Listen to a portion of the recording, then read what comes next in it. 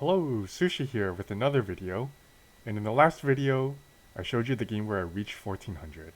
And this is the first game that I played upon reaching 1400.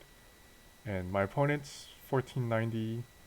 Um, this is the strongest opponent that I've played on chess.com thus far, and it was one hell of a game.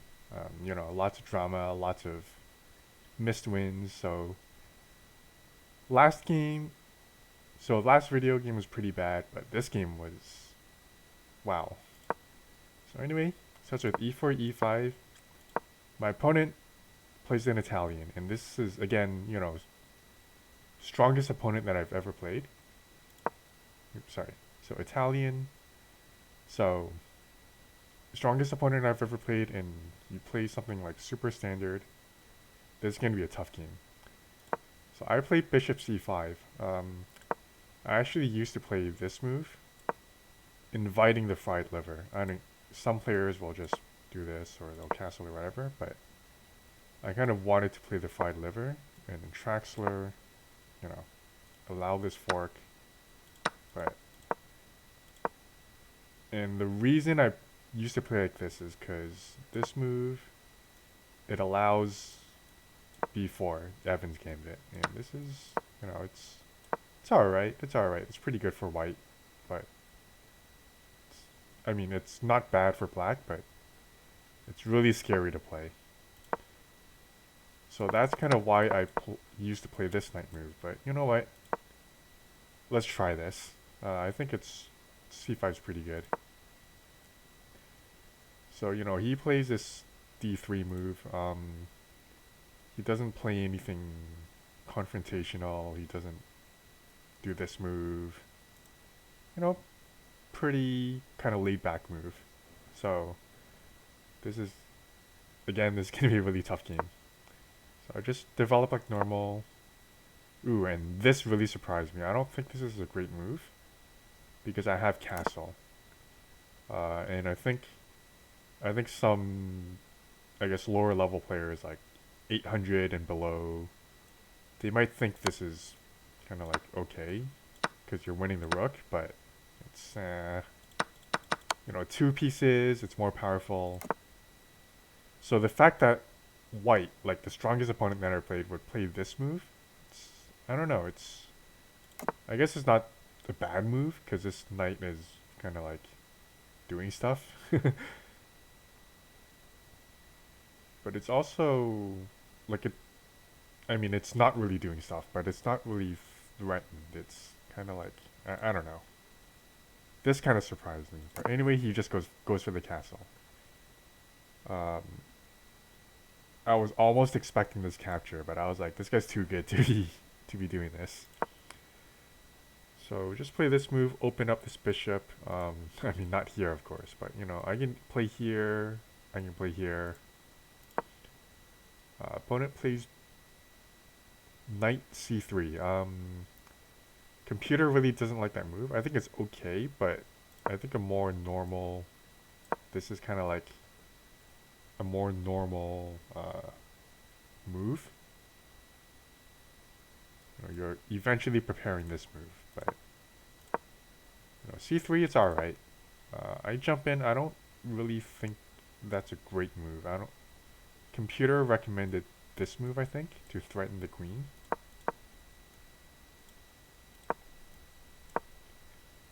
I think it was a pretty good move if he, if blocks or if blocks, that's fine. If blocks, I can just pull my bishop back, so it's fine. So that's something to consider the next time I get into this position. But really, I jumped in because I didn't really know what to do. Another thing I was considering was jumping back to the home square, and then I could jump the knight in to d7, and then these knights can kind of support each other. So that's kind of what I was considering. I decided to play this move. I'm not really sure what. Oh, I think the computer was recommending attacking the bishop. So that's what I played. At this point, See, sometimes when the bishop is on this square over here, this is a problem because like the bishop is looking at the queen, so I can't really capture. There's all sorts of problems. Um, Let me just play some dumb moves. Let's say instead it's a bishop here.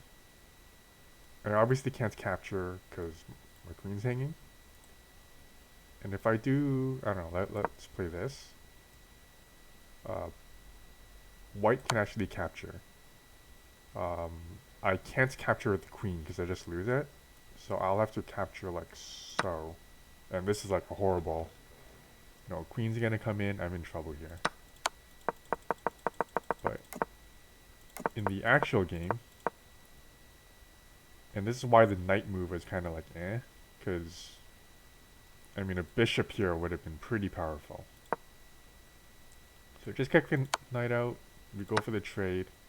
I don't think the trade's, I don't know, it's neither good nor bad. It just kind of like relieves the pressure. Because I felt like I was behind in this game. I felt like I felt like I was getting attacked. So when pieces come off the board, that kind of helps me. My opponent kicks my knight out. Just jump here, inviting another trade over here. My opponent trades. I don't think it's the best trade in the world because it helps develop this bishop.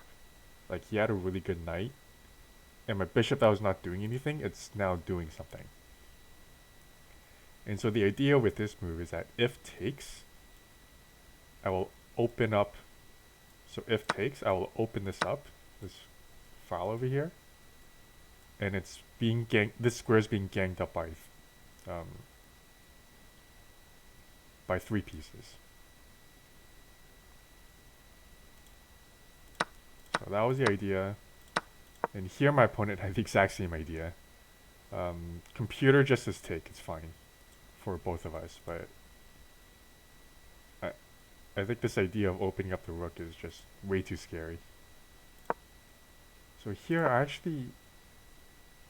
I'm not really sure what to do. I was kind of considering pulling back so that if my opponent takes, I will take back and open up this rook. But in my experience, this rook actually doesn't really do much, even though it has this open file. It actually doesn't do much, kind of in my experience. So I was considering that. I was considering if he takes, do I take with this pawn, open up this file? I wasn't really sure, but I decided that if he takes me, I wanted like a pawn cluster in the middle. So he takes, I take back, and mass simplification. I don't remember why I decided not to take. I think I didn't like that the queen was on the same file. So I took back with the queen. And I wanted to kind of like support this push. D5. So my opponent targets this pawn, which is kind of a big problem for my position. So at this point, I decided I thought this was a clever move. I mean, it wasn't that good a move, but I thought it was pretty cool. I played this pawn break that I wanted anyway. If takes, I have a huge center. But it also defends this weak pawn over here with my queen. Takes, I have this center. I mean, you could argue I'm kind of overextended. It's not like I have to constantly babysit these 3 pawns. So it looks really nice, but it's really hard to hang on to. Opponent plays this move. I don't remember exactly what happened. Oh yeah, at this point, I didn't want to take because everything just gets opened up, and my opponent will be playing against this really weak pawn. I just decided to push. I mean, I still have this weak pawn, but I felt like these 2 connected pawns are better than just an isolated D pawn. Especially when we only have heavy pieces in the game. I don't really think an isolated D pawn would be good with these pieces. If I had like a lot of knights, a lot of bishops, maybe I can like play around it. But in this case, no, I want these connected pawns. So my idea was to infiltrate here, but I'm a bit of a dummy because I can't infiltrate here because there's this move over here.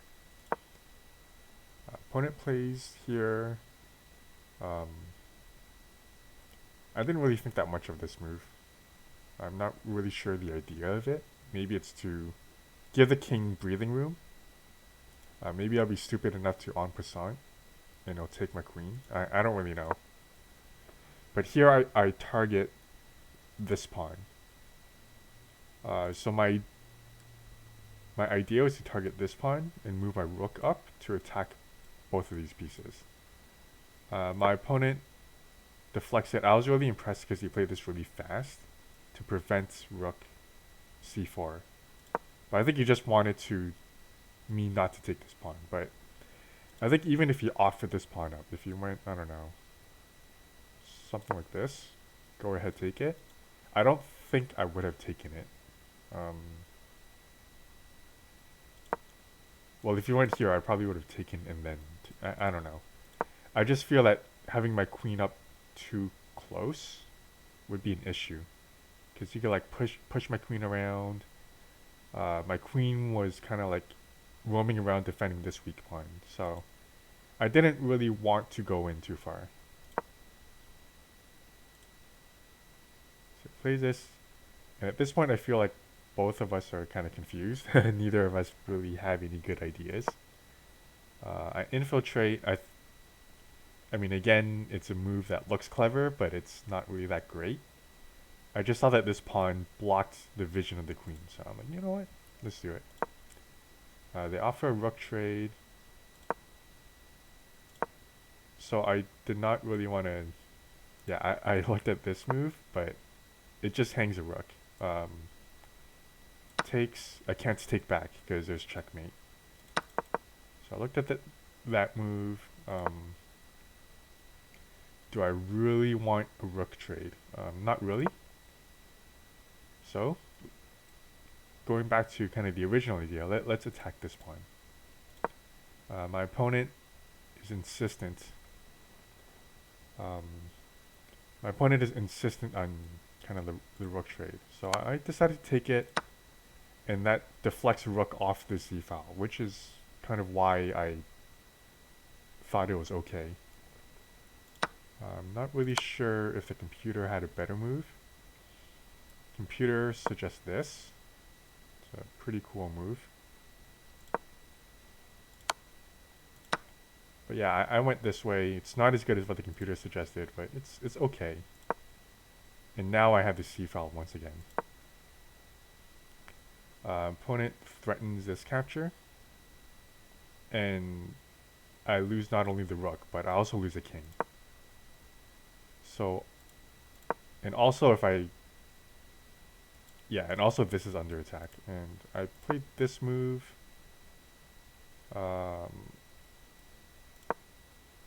Maybe I also considered this move. I'm not really sure, but then at this point it kind of looks like a draw. So honestly, this entire game looks like a draw. But opponent plays like this. So this is a little bit annoying, just attacking the rook. The annoying thing is that a lot of my pieces are actually kind of frozen.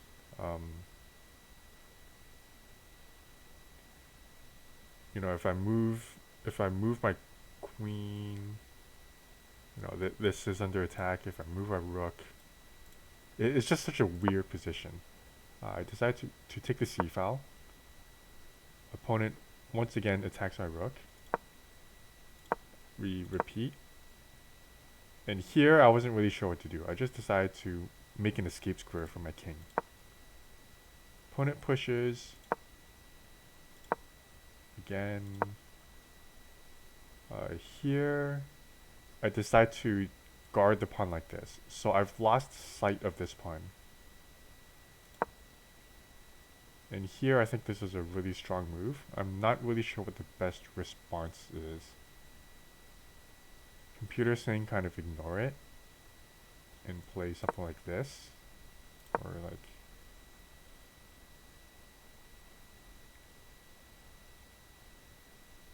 like attack, pull back. But if this capture happens, it's a little bit scary because there's always like checkmating ideas down the road. So I didn't want to, and this pawn would be weakened. So I made this move, and I'm pretty sure this is a huge S blunder, but because now there's like the position's getting a lot weaker, and this king can't actually move here because this pawn would be under fire. So I kind of weaken my own position. I think my opponent really wants to break apart my position and make my already weak position like even weaker. And this is a huge, huge blunder. My idea here was to protect this pawn. I thought, this rook's defended. I want to attack the queen while defending all of my weak pawns. And then this would allow me to do something with the queen. Maybe like, my queen was eyeing this pawn the entire time. So I wanted to just chase the queen away.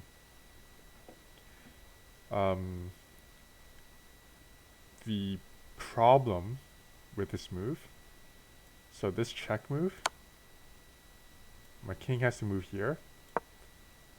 This pawn is guarded by the rook, so that's not a threat. But the threat here is checkmate. Queen here, I can't stop it. So my opponent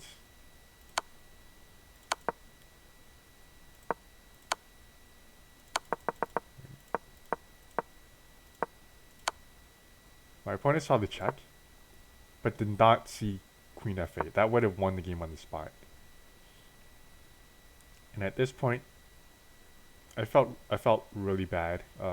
If I took, I felt my king was too open, and if I pushed, I felt like everything was just really restrictive. And even at this point, this is still a possibility.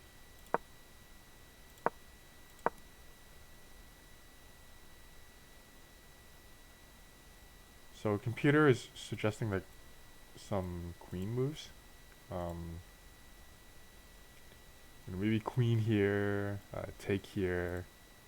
That seems to be the idea. Just get rid of this, because it's this pawn that's threatening checkmate, and it's kind of restricting my king. So I do this, and this is same checkmate. Opponent misses it, so already I've lost the game twice. So here there's pressure, and I play this move, and I allow this capture. Opponent plays check first, and then I think they go for the capture, which I allowed. I go for the check. I threaten the rook, and the computer says this is like, blue exclamation mark. This is like brilliant or something. Opponent plays check. It looks like I have a hanging rook. And it is hanging. But my opponent's rook is also hanging. So I decided to do it this way. Go for the check first. Get rid of this pawn, which allows my king to escape. So the nice thing here is that I take the rook with check. Here I offer the draw. I think maybe I could have tried something like this. Tuck my king in. So I keep repeating, I offer the draw. I offer the draw. I offer to repeat. But my opponent doesn't want to take it. Even though the computer thinks I'm winning, I think neither of us felt like I was winning. So my opponent doesn't take the draw. Moves the king out. I take the pawn with check, and the game's just over. He really should have taken the draw. Here I take the pawn. Leaving the pawn here could have been better. And here I miss... What did I miss? Oh, I missed mate in one. I missed checkmate. And I actually missed a lot of checkmates and mate in ones in this game. So I pushed the pawn. I didn't even think about this checkmate. Don't know how I missed it.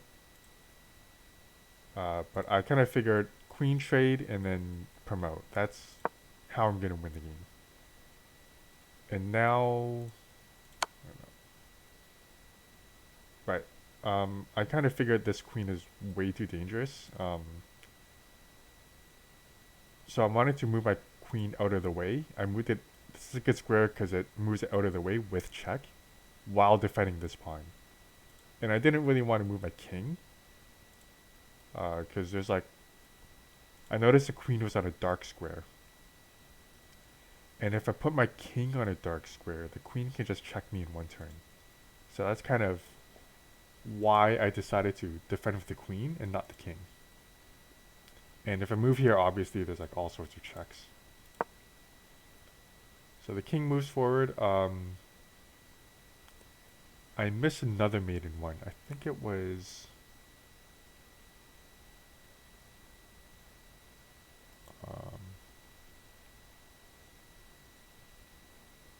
shoot, I missed a win here, but I don't remember how it went.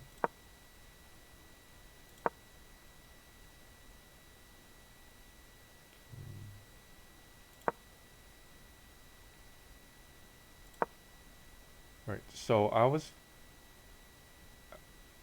what I was thinking is that the only way the queen can check me is if it can get on a light square. So I was kind of like considering every single light square possibility. So there's this check.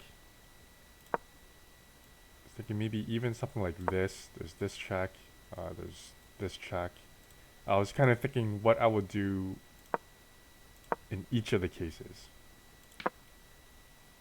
So at this point, what I had calculated is that if check, hold on.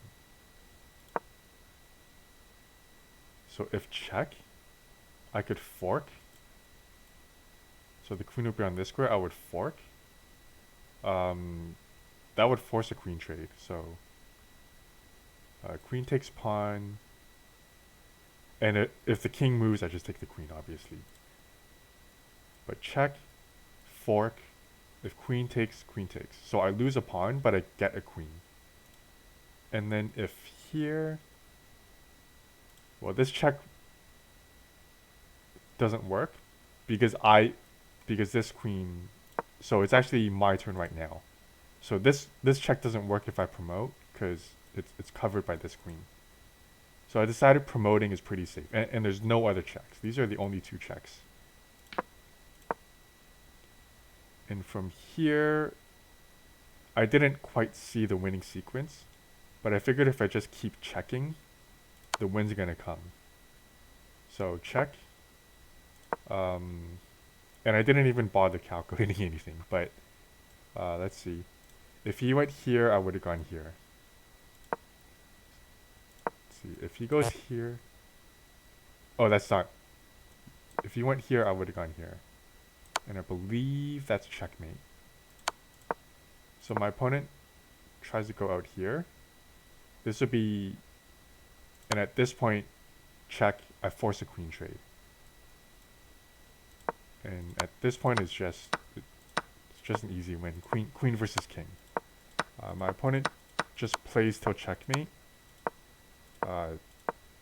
Which is, at this level, it's a good idea to just keep playing. Because there's always stalemate possibilities. So I decided to do it like this. Push the king back. Push the king against a wall and do it like this. So that was a wild game. Missed wins from both sides. I'm pretty happy with how I played. I think this was a much better game than last time. So anyway, hope you guys enjoyed.